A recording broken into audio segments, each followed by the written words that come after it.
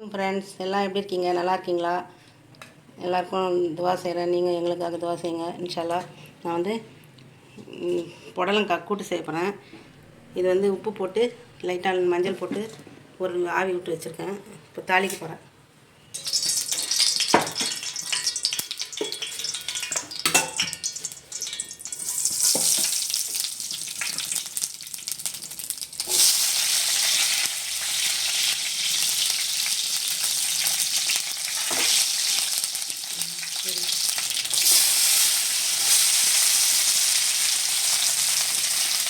இது வந்து இஞ்சி பூண்டு, ஒரு பட்டை, லவங்கம், ஏலக்காய் வச்சு அரைச்சி வச்சுருக்கேன்.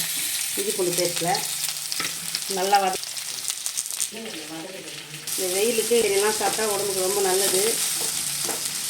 நல்லா வெங்காயம் வதங்க. இஞ்சி பூண்டு, பட்டை, லவங்கம், ஏலக்காய் 3 வச்சு அரைச்சிருக்கேன். அது போட்டால் நல்லா டேஸ்ட்டாக இருக்கும். தக்காளி, கொஞ்சம் தனியாத்தூள், ஒரு ஸ்பூன் மஞ்சள்தூள், மிளகாத்தூள்,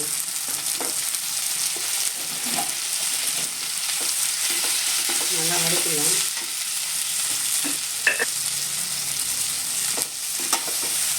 ஆப்பல் நல்லா வேக வச்சு வச்சுருக்கேன். இந்த உப்பு மஞ்சள் போட்டு அரை வேக்காடு வெந்துடுச்சு. இப்போ வந்து நல்லா இது கொஞ்சம் வேக வச்சு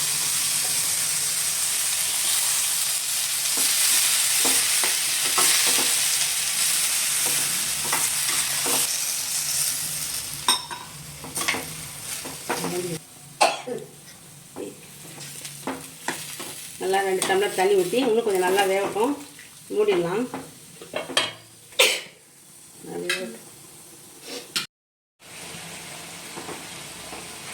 நல்லா வெந்துடுச்சு. இது வந்து கடலைப்பருப்பு கொஞ்சம் நல்லா மசிய வச்சு கொஞ்சம் 100 கிராம் அளவு வேக வச்சு வச்சுருக்கேன். அதையும் சேர்த்துக்கணும். தேங்காய் நல்லா துரிய வச்சுருக்கேன்.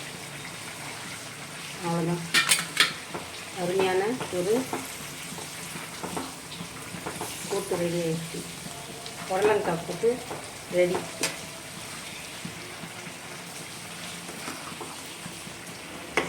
ரொம்பவே நல்லாயிருக்கும். உடம்புக்கும் நல்லா குளிர்ச்சியாக இருக்கும்.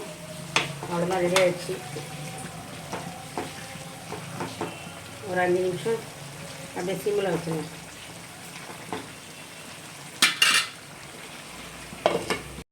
அருமையான புடலங்காய் கூட்டு ரெடி. ரொம்பவே உடம்புக்கு ஹெல்த்தியாக இருக்கும். இந்த வெயிலுக்கெலாம் ரொம்ப நல்லாயிருக்கும். இந்த மாதிரி டெய்லி ஒரு கூட்டு செஞ்சு சாப்பிடுங்க.